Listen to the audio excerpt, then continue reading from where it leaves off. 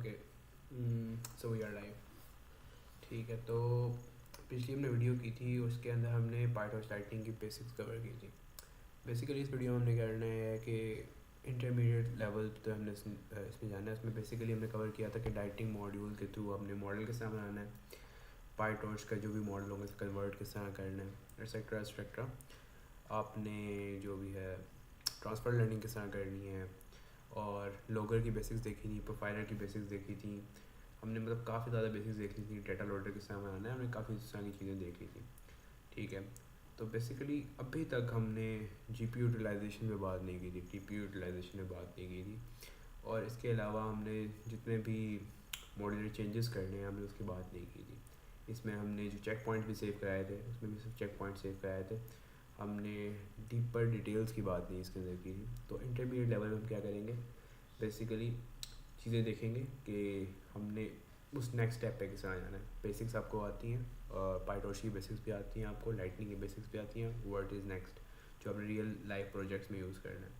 ठीक है, तो बेसिकली ये स्ट्रीम सिर्फ और सिर्फ उनके लिए होने वाली है जिन्होंने बेसिक्स कवर की हुई है। अगर आपने बेसिक्स कवर नहीं की तो बेसिकली आप पिछली वीडियो देख सकते हैं, उसमें हमने बिल्कुल बेसिक लेवल पे बात की है कि पाइटॉर्च लाइटनिंग होती क्या है।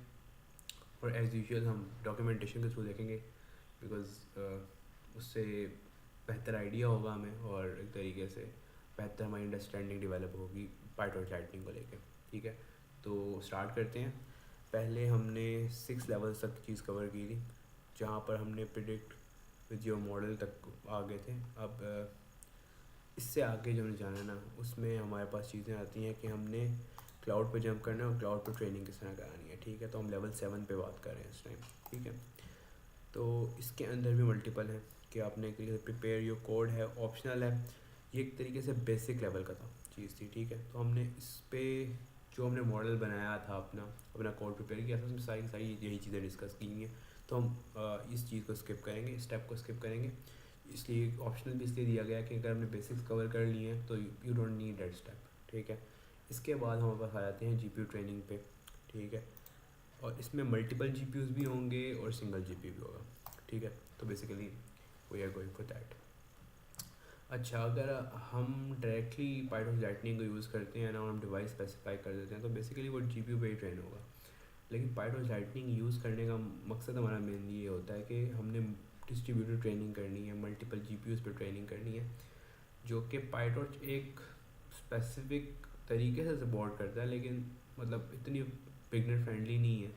ठीक है, और जितनी एडवांस फीचर्स के अंदर है वो एडवांस फीचर्स भी नहीं है पाइटॉर्च के अंदर। तो पाइटॉर्च लाइटनिंग काफ़ी सारी चीज़ें सपोर्ट करता है, टीपीयू ट्रेनिंग बड़ी अच्छे तरीके से सपोर्ट करता है। तो एक तरीके से हम बिल्कुल थोड़ी सी लाइन ऑफ कोड के अंदर हम सारी चीज़ें मैनेज कर सकते हैं।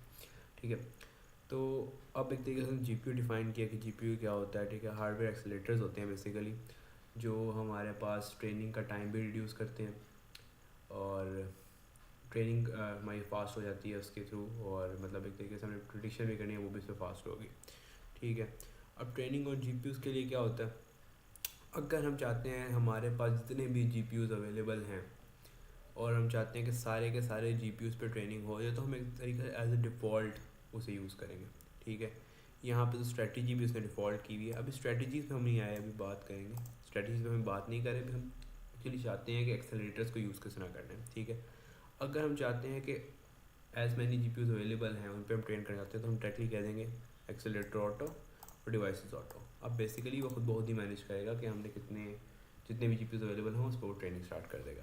ठीक है, अच्छा, और अगर हम चाहते हैं कि हमारे पास मल्टीपल जीपीयूज़ अवेलेबल हैं, हम चाहते हैं लेकिन एक हमने जीपीयू पर ट्रेनिंग करनी है, तो बेसिकली हम मेंशन कर देंगे हमने डिवाइस जो है वो 1 वाली यूज़ करनी है। ठीक है, अब इसके अंदर क्या होगा कि मतलब डिवाइसेस में से एक डिवाइस यूज़ करने का मतलब ये है कि हम जो भी डिवाइस की मतलब 8 अवेलेबल हैं तो उसमें से एक वो चूज़ कर रहा होगा। ठीक है, अब इसके अंदर हमने स्पेसिफिकली बताया नहीं है कि कौन सी डिवाइस होगी। ठीक है, तो और यहाँ पे अगर हमारे पास 8 या 16 अवेलेबल है तो हमने कह दिया 8 डिवाइस पे हम ट्रेन करना था, तो वो भी डायरेक्टली आ जाएगी चीज़। ठीक है, और अगर हम चाहते हैं choose a number of devices automatically, तो वो ऑटोमेटिकली भी चूज़ कर सकता है। ठीक है, तो मेरे ख्याल से मोस्टली यही होगा कि जितनी भी अवेलेबल होंगी डिवाइसेस वो सारी चूज़ कर लेगा। ठीक है, इसके अलावा हमारे पास जो चीज़ें आएंगी ना उसमें आएगा कि हम स्पेसिफिकली बता भी सकते हैं कि हमने कौन सी डिवाइस पे ट्रेन करना है, ठीक है। यहाँ पर हम यहाँ देखें, यहाँ पे हम प्रॉपर बता सकते हैं कि हमने एक लिस्ट बता देंगे उसे कि कौन कौन सी डिवाइस पे ट्रेन करना है। इसने कि हमने 0 1 बता दिया। अब लेट सपोज इसके अंदर 0 to 7 डिवाइस हैं, मतलब 8 GPUs हैं। तो बेसिकली हम उसको बता दिया कि हमने 0 जो GPU है और जो 1 GPU है उस पर ट्रेनिंग करनी है, तो हमने लिस्ट प्रोवाइड कर दिया, ठीक है। और लिस्ट को हम स्ट्रिंग के फॉर्म में प्रोवाइड कर सकते हैं इस तरीके से, ठीक है। और एक तरीके से हम बता सकते हैं कि लास्ट डिवाइस अगर हमने यूज़ करनी है तो वो लास्ट डिवाइस को इस तरीके से हम यूज़ कर सकते हैं, ठीक है। Sorry, to use all available GPUs put this, sorry all GPUs के लिए अगर इसको हम -1 करके लिस्ट में डालते तो फिर शायद वो डायरेक्टली हमारा लास्ट GPU सेलेक्ट करता, ठीक है। तो अब बेसिकली ये सिंपल चीज़ें हैं, ठीक है। अब उसने मल्टीपल एग्जांपल्स दी हुई है कि आप किस तरीके से कर सकते हैं। इसने किसने का -1 के थ्रू आप ऑल GPUs यूज़ करेंगे, 0 के थ्रू GPU 0 यूज़ करेंगे, 1 और 3 के थ्रू आप क्या करेंगे कि सेकंड GPU और 4 GPU यूज़ कर लेंगे। इसी तरीके से अगर हम फर्स्ट 3 GPUs करना है तो हम 3 स्ट्रिंग में मेंशन कर देंगे, 1 3 मेंशन करेंगे तो लिस्ट जाएगी उसके पास, एट्सेट्रा एट्सेट्रा, ठीक है। अब इसके बाद हमारे पास यहाँ पे हमारे पास एक चीज़ आती है, हम डिवाइसेस भी फाइंड कर सकते हैं, ठीक है। फाइंड यूजेबल कूडा डिवाइसेस, ठीक है। हम एक तरीके से डिवाइसेस फाइंड करें और हम एक तरीके से बता दें 2 हमें डिवाइसेस चाहिए। अब उन 2 डिवाइसेस को वो ढूंढ के हमें प्रोवाइड कर देगा और वो डायरेक्टली एक तरीके से डिवाइसेस में ऐड हो जाएगा, ठीक है। और हम उसको डायरेक्टली डिवाइसेस के अंदर वो ऐड हो जाएगा जो ट्रेनर के अंदर हमारे पास यूज़ हो रहा है, ठीक है। बेसिकली सिंपल जिस तरीके से हम यहाँ पे कर रहे होते हैं डिवाइसेस ऐड कर देते हैं, यहाँ पर हम एक कोड फॉर्म में उसे दे रहे हैं, ठीक है। इसके अलावा हमारे पास है उसने कहा वर्क विद फैब्रिक 2, ठीक है। तो फैब्रिक वाली चीज़ भी प्रोवाइड करना चाहेंगे तो वो कर सकते हैं, ठीक है। बस इसमें GPU वाली ट्रेनिंग में यही चीज़ थी, क्योंकि अभी हम बिल्कुल इंटरमीडिएट लेवल पे मल्टीपल GPU यूज़ करना चाह रहे हैं तो हम एक तरीके से ये कर सकते हैं। अभी हमारे पास मल्टीपल डिस्ट्रीब्यूशन स्ट्रेटजीज आएंगी लेकिन वो हम एडवांस में कवर करेंगे, ठीक है। अभी बिल्कुल हम सिंपल वाली चीज़ कवर कर रहे हैं, इंटरमीडिएट वाली सॉरी, क्योंकि सिंपल वाली चीज़ तो हम ऑटो पे ही रखते हैं, ठीक है। हमें बताना नहीं होता कि कौन सा GPU हम ट्रेनिंग करनी है कौन सा नहीं करनी, ठीक है। तो अगर हम TPU ट्रेनिंग पे आते हैं तो उसमें क्या चीज़ें हैं।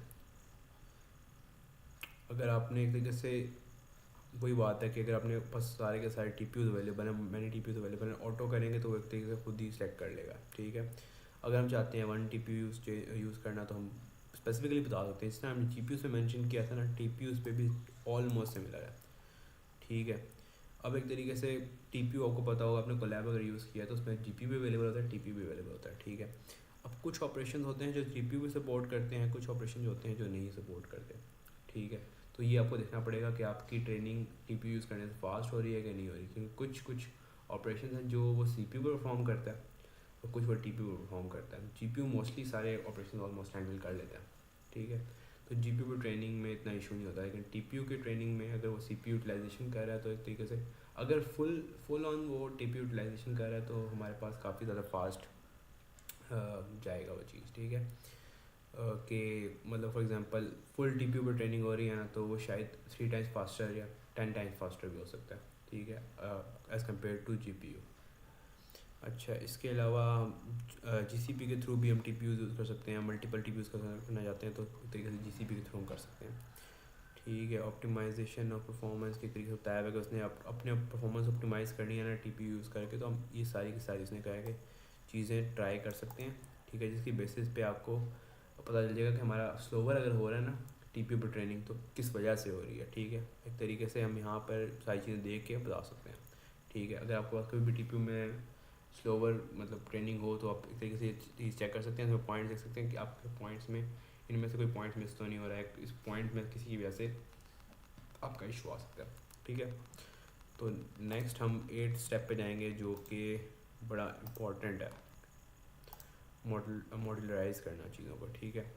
पहले हम जाएंगे डाटा सेट मॉड्यूलराइजेशन पे, ठीक है। अब एक तरीके से पहले जो हम यूज़ कर रहे थे ना डाटा लोडर्स, वो पाईटॉर्च के डाटा लोडर्स थे। अगर हमने मतलब एफिशिएंटली काम करना है तो हमें एक तरीके से PyTorch lightning data loaders use करने पड़ेंगे। वो बेसिकली एक्सटेंशन ही है पाईटॉर्च के डाटा लोडर्स की, ठीक है, लेकिन एक तरीके से इसमें काफ़ी ज़्यादा फ्लेक्सिबिलिटी है और काफ़ी ज़्यादा चीज़ें ऑप्टिमाइज हैं। ठीक है, तो एक तरीके से डाटा मॉड्यूल अपना प्रोवाइड करता है।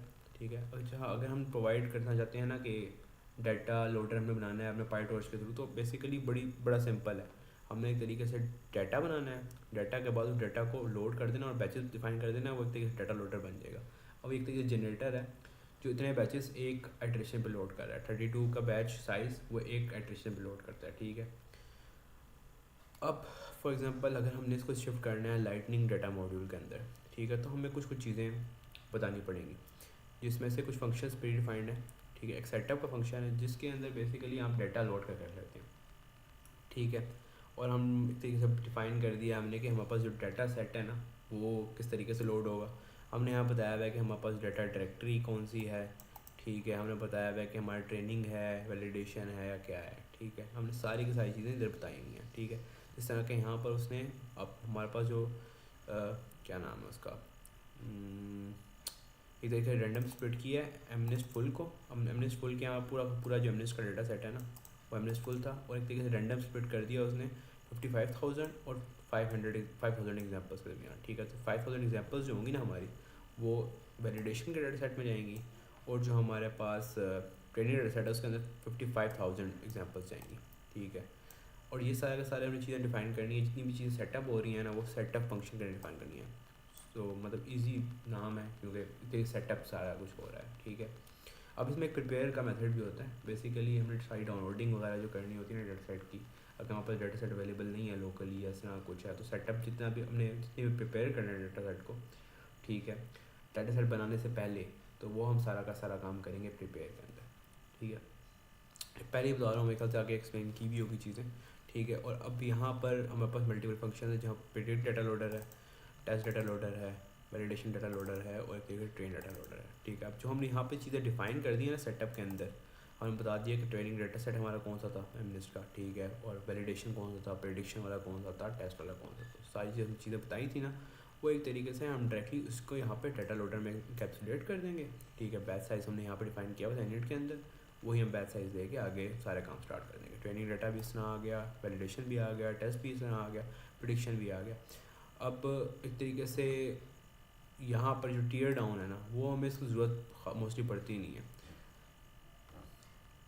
ठीक है, एक तरीके से ये क्लीनिंग के लिए होता है। ठीक है, और अगर यहाँ पे डाटा मॉड्यूल में आता है, वैसे तो हम इसकी स्टेप की ज़रूरत नहीं पड़ेगी, लेकिन अगर कोई हमारे पास इश्यूज़ आ रहे हो तो फिर हम टीयर डाउन की तरफ फंक्शन की तरफ जा सकते हैं, लेकिन बेसिकली एक तरीके से क्लीनिंग के लिए ही ये यूज़ हो रहा है।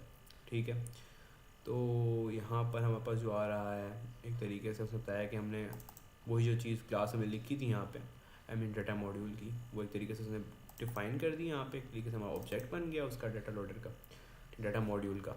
ठीक है, और हमने इसको ट्रेनर के अंदर डायरेक्टली यूज़ कर लिया। ठीक है, एज सिंपल एज दैट। अच्छा, अब इसके अंदर थोड़ा सा उसने कॉम्प्लिकेटेड चीज़ें की हैं इसमें। यहाँ पे उसने प्रिपेयर डाटा जो बताया था ना मैंने आपको, प्रिपेयर का मेथड होगा, प्रिपेयर डाटा का वो मेथड है। उसने क्या किया है, यहाँ पर हमने जो चीज़ें प्रोवाइड की हैं ना उसकी बेसिस पर डाटा को डाउनलोड कर लिया। ठीक है, अभी हमने यहाँ पे कुछ सेव नहीं कराया, हमने नहीं बताया कि ये ट्रेनिंग डाटा है या टेस्ट डाटा है। ठीक है, अब ट्रेनिंग डाटा में यहाँ पर डाटा डायरेक्टरी में के अंदर अगर वो चीज़ डाउनलोडेड नहीं होगी तो डाउनलोड हो जाएगी। ठीक है, इसके बाद क्या होगा, सेटअप के अंदर हम बताएंगे कि हमारी कौन सी स्टेज है।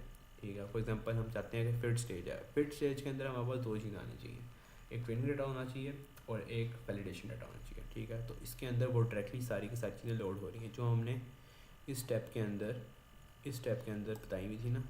यहाँ पर स्टेज जो था हम उसको इग्नोर कर रहे थे, अब हमने स्टेज जो हमारा है ना स्ट्रिंग उसको यूटिलाइज़ कर रहे हैं। ठीक है, तो देखिए थोड़ा सा कॉम्प्लिकेटेड हुआ है लेकिन ज़्यादा नहीं हुआ।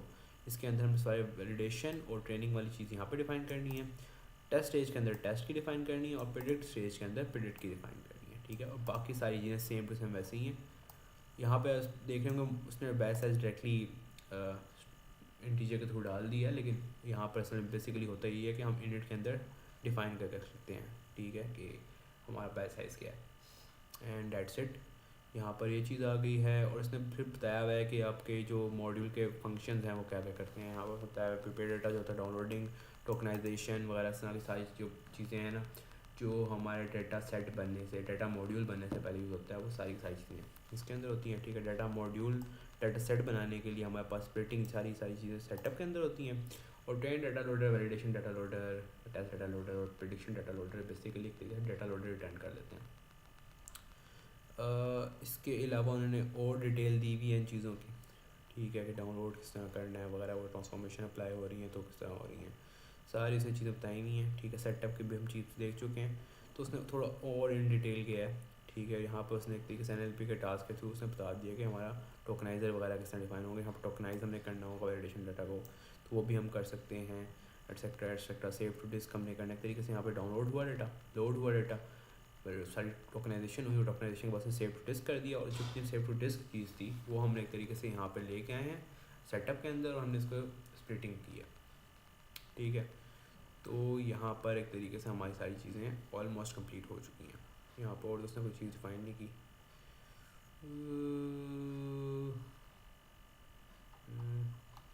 और मल्टीपल इसने फंक्शंस और डिफाइन किए हैं, लेकिन मेरे ख्याल से एक तरीके से उसने वही डिफाइन किया ना कि पैचेस को हमने डिवाइस पे किस तरह लेके जाना है, एटसेट्रा एटसेट्रा।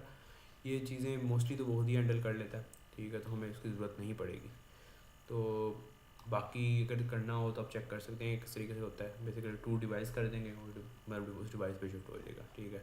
तो यहाँ पर उसने बताया है कि यहाँ पे हमारे पास जो बैच का इंडेक्स है वो कस्टम बैच के अंदर है कि नहीं है, कस्टम बैच के ऊपर डिफाइन किया होगा, ठीक है। उसने कहा कि अगर है तो एक तरीके से उसको डिवाइस में कन्वर्ट कर दो, ठीक है, वगैरह वगैरह। मतलब छोटी मोटी चीज़ें हैं, ये आप खुद भी देखने का आपको आइडिया हो जाएगा, लेकिन मेन चीज़ें थी जो मेन कंपोनेंट्स हैं वो हमने एक्सप्लेन कर दी हैं। बाकी इसके मल्टीपल फंक्शंस हैं वो हम बाद में देखेंगे जब हम प्रैक्टिकल एप्लीकेशन की तरफ जाएंगे। लेकिन इंटरमीडिएट लेवल पे आपको बेसिकली थोड़ा इसका आइडिया हो जाना चाहिए कि डाटा मॉड्यूल हमारा एक तरीके से किस तरह काम कर रहा है। हमने इस पर अभी तक देखा नहीं था लाइटनिंग हमारा डाटा मॉड्यूल किस तरह काम करता है, तो हमने ये देख लिया। तो नेक्स्ट हमारे पास और कुछ चीज़ें हैं। डाटा मॉड्यूल एक तरीके से बताया है कि हमने जो डाटा मॉड्यूल बनाया है उसको हम किस तरीके से बैचेस में यूज़ करते हैं, क्योंकि जनरेटर होता है डाटा ऑर्डर, तो एक तरीके से लूप के बाद अगर एक बैच रिटर्न होता है, ठीक है।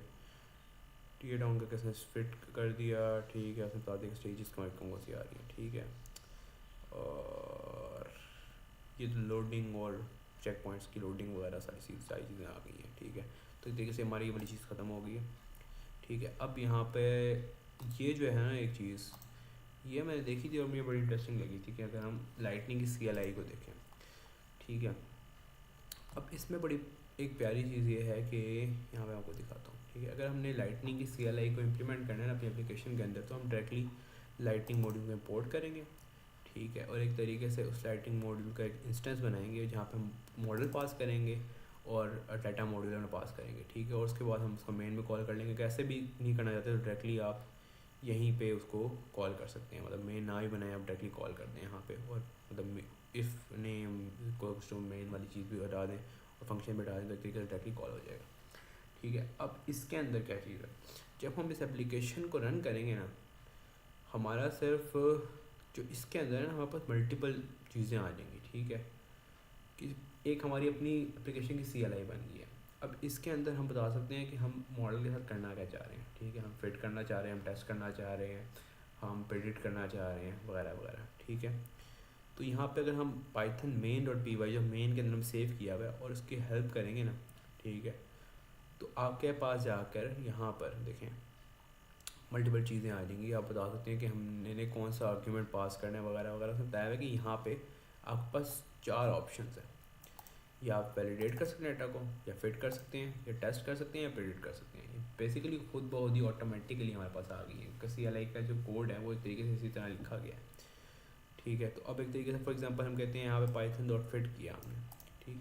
अब इसके अंदर भी एक तरीके से हमारे पास सब कमांड्स आ सकती हैं, ठीक है। इसके अंदर हम लर्निंग रेट डिफाइन कर सकते हैं, हम आउटपुट डायमेंशन डिफाइन कर सकते हैं, हम जो जितनी भी चीज़ें कंट्रोल कर सकते हैं ना हम CLI के थ्रू डिफाइन कर सकते हैं, ठीक है। अब यहाँ पर जिस तरह का उसने बताया हुआ है कि आउटपुट डायमेंशन में रखना चाहता हूँ हमने मॉडल की ये 10 रखी हुई है। उसने कहा है हमारे मॉडल का लर्निंग रेट जो है ना वो हमने ये रखा हुआ है।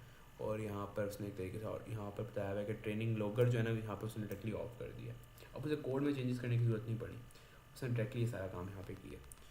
अभी एक और इंटरेस्टिंग चीज़ जो है, अच्छा डाटा डायरेक्टरी भी एक तरीके से देख लें आप। डाटा डायरेक्टरी के थ्रू डाटा डायरेक्टरी चेंज बता सकते हैं कि कौन सा डाटा मैं करना चाहता हूँ।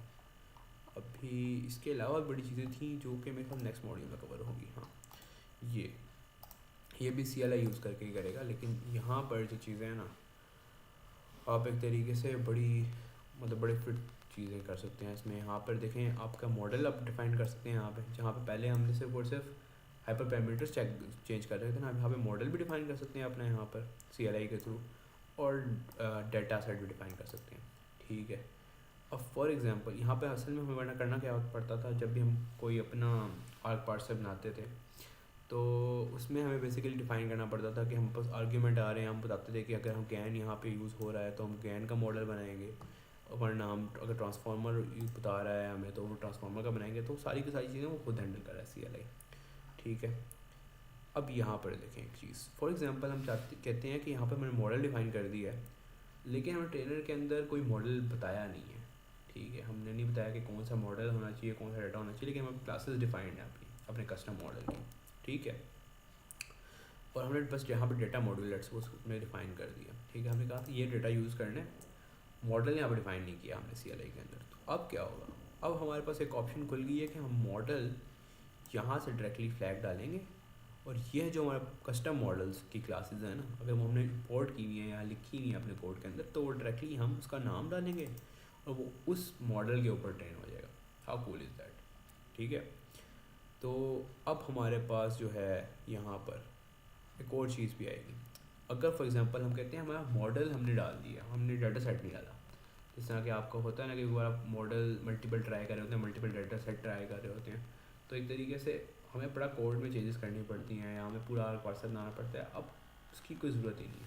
ठीक है, यूजिंग पाइथन चाइटिंग CLI हम क्या करेंगे, यहाँ पर डाटा सेट की क्लास डिफाइन कर दी अपनी, जो पहले हमने देखा था डाटा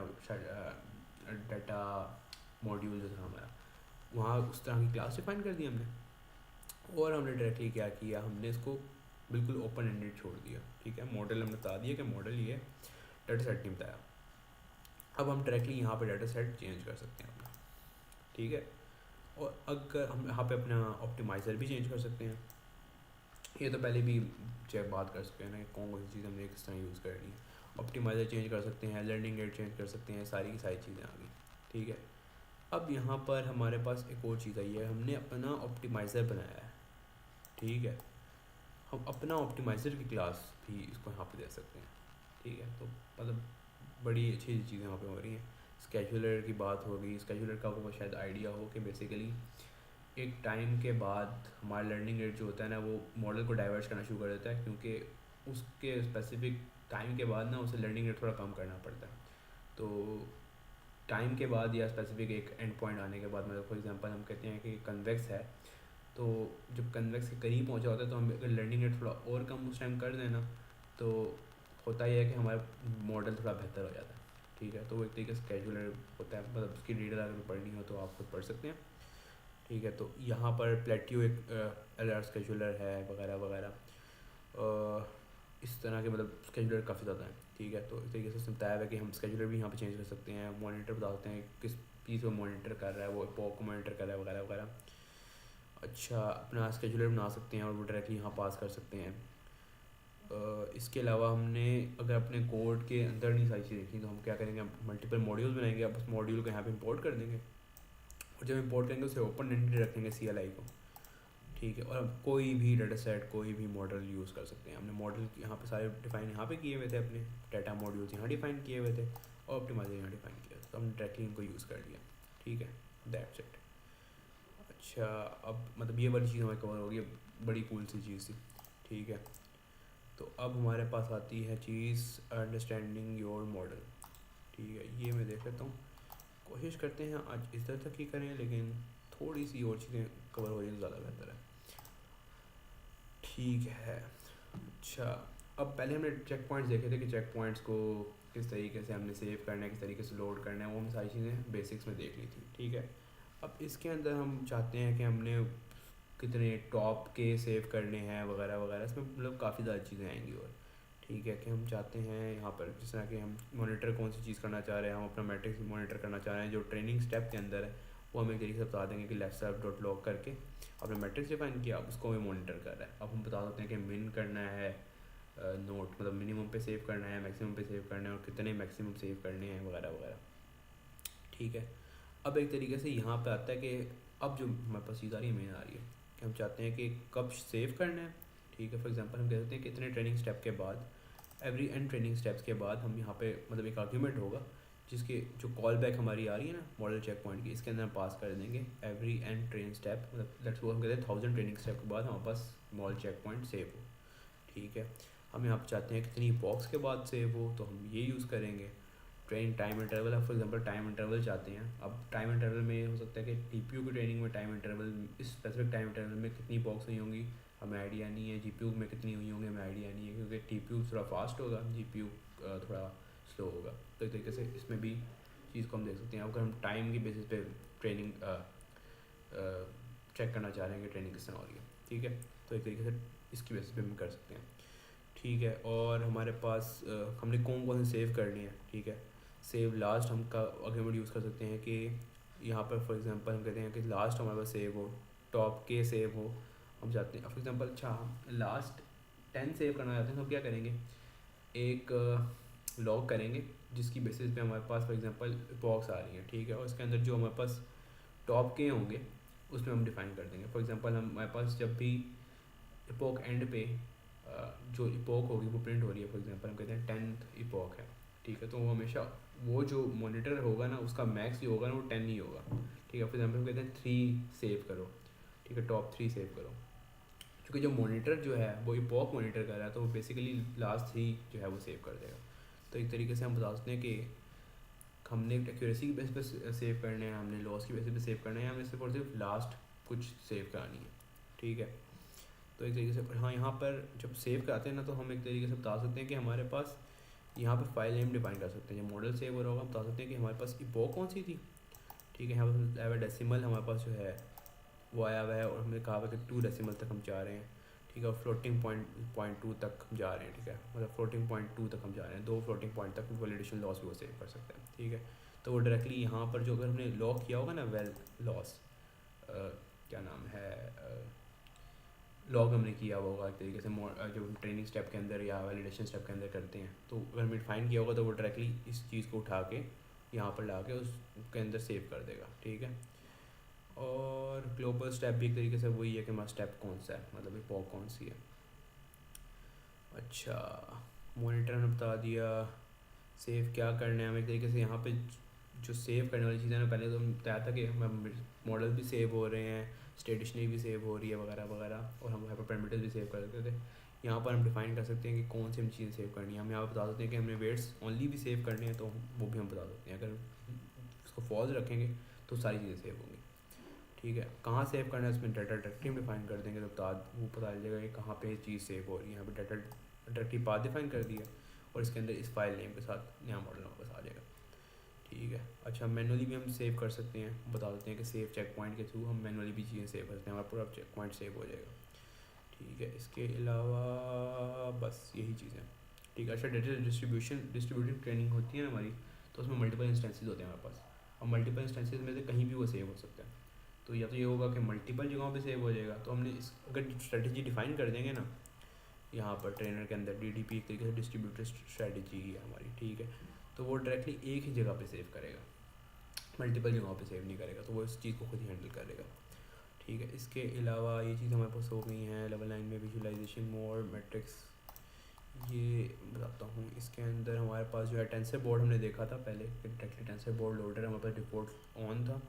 ठीक है। और अगर हम चाहते हैं कि हमारे पास ट्रेनिंग स्टेप के अंदर अगर हम इमेजेस ऐड करना चाहते हैं, तो हम डायरेक्टली ऐड कर सकते हैं, क्योंकि हमारे पास सेल्फ डॉट लॉगर के अंदर ये देखिए हमने यहाँ पर लॉगर डिफाइन किया है अपना। ठीक है। हमारे पास जितनी भी लॉगर्स है ना वो लाइटनिंग मॉडल को प्रोवाइड कर देता है। तो ये लॉगर टेंसर बोर्ड के अंदर हमने सेविंग डायरेक्टिव डिफाइन कर दी, और इस लॉगर को हमने डायरेक्टली इसके अंदर डाल दिया। अब जो वो है ना हमारे पास सेल्फ डॉट लॉगर है और डॉट एक्सपेरिमेंट है, उसके अंदर टेंसर बोर्ड ही पड़ा हुआ है। ठीक है। अगर कुछ और लॉगर हम यूज़ करना चाहते हैं तो हम कर सकते हैं। एक कॉमेट डॉट एम एल का एक लॉगर है, कि जैसे हम इसके थ्रू ट्रैकिंग भी कर सकते हैं, तो ये भी हम डिफाइन कर सकते हैं। ठीक है। हमने यहाँ पे API की जी, इसका ऑब्जेक्ट बनाया, ऑब्जेक्ट को हमने डायरेक्टली यहाँ पे दे दिया, और एक्सपेरिमेंट के अंदर self dot logger dot experiment के अंदर कॉमेट आ गया। ठीक है। और कॉमेट के अंदर हमने जितनी भी चीज़ें ऐड करनी होती हैं उसके स्पेसिफिकेशन होते हैं हम यूज़ कर सकते हैं। ML फ्लो भी मतलब एक तरीके से हमने कवर भी की है, ये पूरी की पूरी सीरीज़ एक मतलब उसकी बेसिक्स का हमने कवर की थी, तो ये भी हम ML फ्लो भी ऐड कर सकते हैं, ML फ्लो की ट्रैकिंग भी ऐड कर सकते हैं, और एक तरीके से वाइडली यूज़ होता है ML फ्लो भी। तो उसमें हमने बता दिया कि ट्रैकिंग यूआई बता दिया, हमने अपने मोड लोगर का वो बनाया, एम फ्लो लोगर का ऑब्जेक्ट बनाया, उसका हमने पास किया। अब एक तरीके से हम उसके अंदर इमेज भी बता कर सकते हैं, और मतलब तरीके से इमेजेस ऐड भी कर सकते हैं वगैरह वगैरह, और भी हमें कुछ लोग करना हो तो वो भी हम लोग कर सकते हैं। ठीक है, इसके अलावा नेपट्यून एक हमारे पास है, नेपट्यून का भी सिमिलर तरीका ये यूज़ करने का। ठीक है, अब अच्छा इसकी एक चीज़ देखने वाली है कि इनिट के अलावा हम इसको लोगर को कहीं भी यूज़ कर सकते हैं। ठीक है, इनिशियलाइजेशन के टाइम जो है ना वो डिफ़ाइन वो खुद बहुत ही डिफ़ॉल्ट हो रहा होता है। ठीक है, क्योंकि हमने डायरेक्टली इनिशियलाइजेशन के टाइम उसको पास किया हुआ, तो इनिशियलाइजेशन के टाइम वो डिफ़ाइन हो रहा है, तो हम उसको उस टाइम नहीं यूज़ कर सकते। बाकी हम किसी भी फंक्शन के अंदर उसे यूज़ करते हैं, क्योंकि इनिशियलाइज जब हो जाएगा तो एक तरीके से लोगर हमारे पास अवेलेबल है। अच्छा, टेंसर बोर्ड का उसने दोबारा बताया कि टेंसर बोर्ड को किस तरह यूज़ कर सकते हैं। वेट्स एंड बायसेस ये मैंने काफ़ी ज़्यादा बार यूज़ किया है। ठीक है, तो ये लोगर मतलब ट्रैकिंग के लिए बड़ा इजी टू यूज़ है, और मतलब एक तरीके से मैं ज़्यादा यूज़ करता था तो इसे यूज़ करता था। तो इसमें भी ये डिफ़ाइन किया, और हमने यहाँ पे वॉच ज़रूर लगाना होता है। ठीक है, एक तरीके से ये चीज़ मतलब ऐड करना इसके लिए कंपलसरी है, लेकिन ये आपको बताया हुआ है किस तरीके से यूज़ करना है, तो एक तरीके से 2-3 लाइन्स में ही आप यूज़ कर लेते हैं इसको, और बता देते हैं कि लॉग मैंने किस तरह करना है। अब इसके इन सब के ना अलग अलग फंक्शन हैं, तो अब आपने हर फंक्शन को देखना पड़ेगा। जो आप लोगो यूज़ कर रहे हैं आप स्पेसिफिकली उसके फंक्शन को देख सकते हैं, लेकिन यूज़ करने का तरीका इन पाइथन राइटिंग सिमिलर है। ठीक है, अच्छा, हम मल्टीपल लोगर्स भी यूज़ कर सकते हैं इसके अंदर। फॉर एग्जांपल हम लोगर 2 ऐड कर दिए, हम चाहते हैं कि हम एम एल फ्लो भी ट्रैकिंग करें, हम चाहते हैं वेंडी भी ट्रैकिंग करें, तो एक तरीके से हम दोनों ऐड कर सकते हैं, और जीरो इंडेक्स के थ्रू उठा के हम एक टेंसर बोर्ड को उठा सकते हैं, और वेंडी को जो लोगर है उसको फर्स्ट करके उठा सकते हैं। ठीक है, तो इस तरीके से बेसिकली ये चीज़ें आ गई हमारे पास। हाइपर पैरामीटर सेव करने वाली चीज़ भी बताई हुई है उसमें किस तरह करते हैं, लेकिन मतलब ख़ास नहीं है चीज़। ठीक है, इसके अलावा और तो कुछ भी नहीं है हमारे पास। ठीक है, तरीके से टू डू मैंने बनाया हुआ है, अभी तक इनकी यहाँ पे डॉक्यूमेंटेशन इनकी भी कंप्लीट नहीं हुई। ठीक है, इसके अलावा हमारे पास क्या चीज़ें, विजुअलाइजेशन मैट्रिक्स हो गई है, कंट्रोल ऑफ लॉकिंग आ गई है।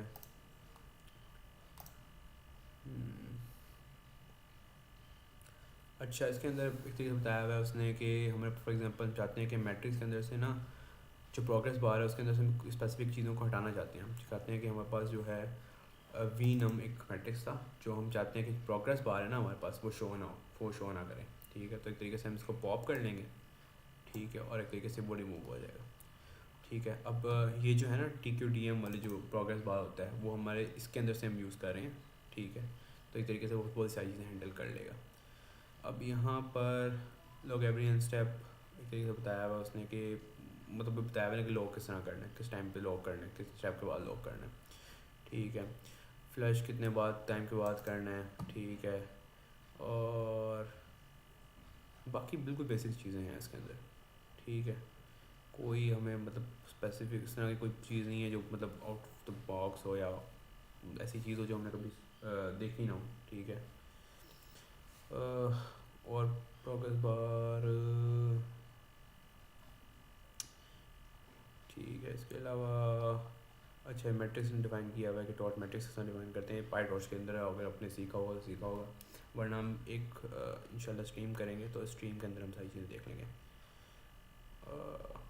बाकी सिंपल चीज़ें ही हैं एक तरीके से। ये हम एक बार डॉक्यूमेंटेशन के थ्रू आपने करनी है तो कर लें, लेकिन बेसिकली ये कोई एडिशन नहीं कर रही हमारे अंदर ये, क्योंकि मल्टीपल चीज़ें हैं तो डॉक्यूमेंटेशन में और मल्टीपल फंक्शन होते हैं, वो मल्टीपल फंक्शन हमें यूज़ करने होते हैं।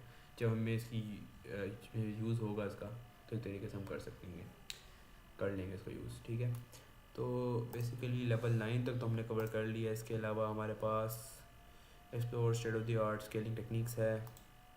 अच्छा, इसके अंदर हमारे पास एक पहले हम कवर कर लेते हैं सिर्फ हाफ प्रिसीजन ट्रेनिंग। ठीक है, अब इसके अंदर क्या है, आपने प्रिसीजन्स वाली चीज़ देखी हो तो आपको पता होगा कि FP16 भी होती है जिसमें मिक्सड होती है, मिक्स प्रिसीजन होती है। इसके अंदर एक तरीके से ट्रू प्रिसीजन होती है, और F32 जो बेसिकली डिफ़ॉल्ट है। ठीक है, 64 जो है बहुत हाई प्रिसीजन एप्लीकेशंस के लिए यूज़ होती है, लेकिन बेसिकली मेमोरी बहुत ज़्यादा कंज्यूम करती है तो हम इसको यूज़ नहीं करते। ठीक है, लेकिन अगर आपने यूज़ करना तो आप यूज़ कर सकते हैं। अच्छा, यहाँ पे हम डायरेक्टली डिफाइन कर सकते हैं। ठीक है, अगर हमने ट्रेनिंग करनी है तो हम ट्रेनिंग के अंदर डिफाइन कर देंगे कि हमने 16 जो है मिक्सड प्रिसीजन यूज़ करनी है। आपको एक तरीके से 3x जो है स्पीड इंप्रूव कर देगी ऑन GPUs। ठीक है, तो अगर आप थ्योरी पढ़नी है तो आप पढ़ सकते हैं। अच्छा, 16 जो है ना वो एक तरीके से और ज़्यादा कम मेमोरी लेती है, लेकिन इसका जो इशू ये है कि वो ट्रेनिंग में प्रॉब्लम्स काफ़ी ज़्यादा क्रिएट कर देती है। ठीक है, अप टू हाफ, मतलब एक तरीके से हाफ और डिक्रीज़ कर वो मेमोरी डिक्रीज़, मतलब मेमोरी जो है कंजप्शन जो है वो डिक्रीज़ कर देती है। तो एक तरीके से मतलब बड़ी अच्छी चीज़ है, लेकिन इसमें वही बात है कि ट्रेनिंग के थोड़े से इश्यूज आ सकते हैं। अगर आपकी एप्लीकेशन में ये चीज़ चल रही है तो वेल एंड गुड, तो आप यूज़ करें, अदरवाइज़ इस पे ही नहीं। अच्छा, इसके अंदर ही हमारे पास ये चीज़ है कि 32 एक तरीके से डिफ़ॉल्ट है, तो ट्रू मतलब एक तरीके से डिफ़ॉल्ट ट्रू हुआ होगा, ठीक है। अच्छा, अब यहाँ पर 64 की बस यही बात की हुई होगी कि मोर एक्यूरेट मॉडल्स के लिए आप एक तरीके से 64 यूज़ कर सकते हैं, लेकिन वही बात है कि मेमोरी ज़्यादा डबल हो जाएगी, ठीक है। 32 से क्योंकि 64 में जा रहे हैं तो एक तरीके से डबल हो जाएगी, ठीक है। इसके अलावा हमारे पास बताया हुआ कि तरीका किस तरह यूज़ करने का है। और अच्छा, उसने एक और चीज़ बताई, उसने कहा जब मॉडल हमने डिफ़ाइन करना है ना, तो एक तरीके से हमने ट्रेनर के बाद इनिशलाइज कर देना है मॉडल को, ठीक है। तो उसको ताकि हम पता हो मॉडल को कि फुल प्रिसीजन हम यूज़ कर रहे हैं, ठीक है। तो एक तरीके से हमने हैंडल ऐड कर दिया, हैंडल के बाद वो डायरेक्टली इसको पता होगा कि मॉडल जो है हमने मतलब हाईली प्रिसाइज उसमें यूज़ करना है। अब उसने बताया है कि कौन कौन सी GPU या एक्सलेटर्स जो हैं वो यूज़ कर सकते हैं, ऐसे कि नहीं यूज़ कर सकते। 16 मिक्स को जाके TPU यूज़ नहीं कर सकता, GPU यूज़ कर सकता है, ठीक है।